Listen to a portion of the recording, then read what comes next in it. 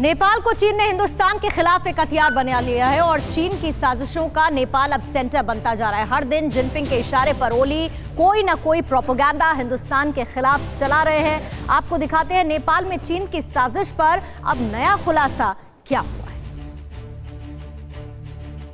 Dragon की साजिशों का नेपाल नया सेंटर बन गया है। नेपाल में चीन की बहुत बड़ी साजिश का खुलासा हुआ है। नेपाल में चीन की शातिर चाल बेनकाब हुई है। ओली के देश में जिनपिंग ने कैसे जाल बिछाया है, ये जानकर देश सन्न रह जाएगा। नेपाल में भारत विरोधी प्रदर्शन कराने के लिए चीन फंडिंग कर रहा है। मोटी रकम जिनपिंग की तरफ से नेपाल में भारत विरोधी माहौल बनाने के लिए खर्च की जा रही है। नेपाल में भारत विरोधी प्रदर्शनों के लिए चीन ने नेपाली संगठनों को पिछले दिनों 2.5 करोड़ रुपए दिए ताकि भारत के खिलाफ नेपाली आवाम में जहर भरा जा सके।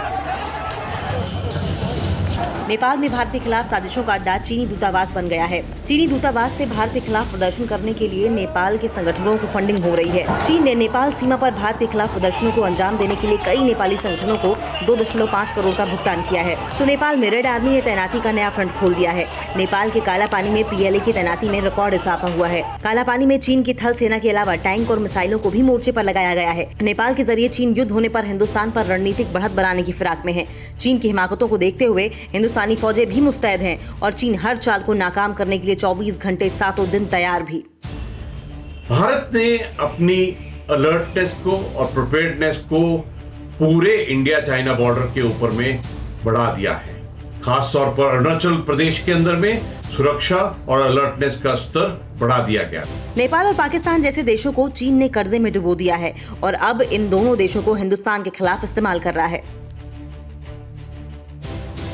तो नेपाल में KP सिंह ओली के खिलाफ लोगों में कितना गुस्सा है, इसका अंदाजा काठमांडू के पास ललितपुर में देखने को मिला, जहां पर छोटे से विवाद ने देखते ही देखते विकराल रूप ले लिया। हालात यहां तक पहुंच गए कि ओली के खिलाफ नारे लगने लगे। धार्मिक रथ रोका गया, जिसके बाद नेपाल के लोग भड़क उठे। PM ओली के खिलाफ नारेबाजी भी की, पुलिस को दौड़ाकर पीटा, कई गाड़ियां तहस नहस की। ललितपुर में मच्छेंद्र नाथ के रथ को लेकर यह विवाद हुआ था। कोरोना की वजह से रथ को ले जाने की परमिशन नहीं मिली थी, जिसके बाद ये विवाद इस हद तक बढ़ गया। और चीन के राष्ट्रपति जिनपिंग का पाकिस्तान दौरा टल गया है। ये इस वक्त की बड़ी खबर। इसी साल पाकिस्तान दौरे पर शी जिनपिंग जाने वाले थे। भारत चीन तनाव जिस तरीके से बढ़ रहा है, उसके बाद जिनपिंग का ये दौरा टला। पाक में जिनपिंग के दौरे की तैयारियां हो रही थी। CPEC के बहाने हिमालयन कॉरिडोर के ऐलान का भी प्लान था, लेकिन उससे पहले जिनपिंग का दौरा टला।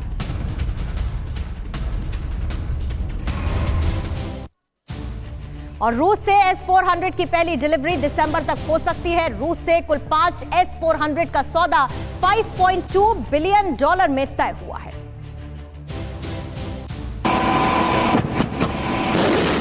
यह है धरती पर किसी भी वॉरहेड सिस्टम को नेस्त नाबूद करने का सबसे अचूक ब्रह्मास्त्र। यह विनाशकारी एयर डिफेंस मिसाइल सिस्टम सिर्फ दुनिया के कुछ देशों के पास ही है और बहुत जल्द एक घातक सिस्टम भारत को मिलने वाला है। बड़ी खबर यह है कि दिसंबर तक ही भारत को S-400 डिफेंस सिस्टम मिल सकता है। अब देखिए कितना घातक है।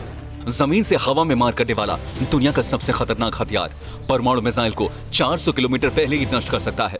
इसमें मिसाइल लॉन्चर, शक्तिशाली रडार और कमांड सेंटर है। रडार 600 किलोमीटर की दूरी तक लक्ष्य को देख सकता है, दुश्मन के सभी हवाई हमलों को नष्ट कर सकता है, किसी भी तरह के आधुनिक फाइटर प्लेन से आसानी से निपट सकता है। इस सिस्टम की खूबियां इसे दूसरों से बहुत अलग करती हैं। ऐसा सिस्टम अमेरिका के पास तक नहीं है। S-400 दुनिया में सबसे आधुनिक वायु रक्षा प्रणाली है। S-400 के बराबरी का दूसरा कोई मिसाइल सिस्टम नहीं है। अमेरिका के terminal high altitude area defence system से इसे बेहतर माना जाता है। S-400 मिसाइल सिस्टम में एक साथ 5 सिस्टम लगे हैं। S-400 में अलग अलग काम करने वाले रडार लगे हैं। खुद निशाना साधने वाली एंटी एयरक्राफ्ट मिसाइल से लैस है। ये एक साथ 3 दिशाओं में मिसाइल ताक सकता है। रूस में रक्षा मंत्री राइफल AK-203 की डील लॉक करने पर भी बात करेंगे। सबसे आधुनिक असॉल्ट राइफल है। AK-203 को शूटर के कद के हिसाब से एडजस्ट करना संभव है। रात में इस्तेमाल के लिए अत्याधुनिक फ्लैश हाइडर से लैस है। गोली चलाने से पैदा चमक से विजिबिलिटी में परेशानी नहीं होती। राइफल में एक नई बैरल और आपस में बदलने लायक मैगजीन लगती है। 5.56 × 45 mm इंसास की जगह लेगी AK-203। AK-47 मैगजीन को AK-203 में इस्तेमाल करना संभव होगा। यानी भारत बहुत मजबूत होने वाला है, जिसे बचा पाना ड्रैगन के लिए आसान नहीं होगा। परवाह देश की। सोमवार से शुक्रवार रात 10 बजे TV9 भारतवर्ष पर।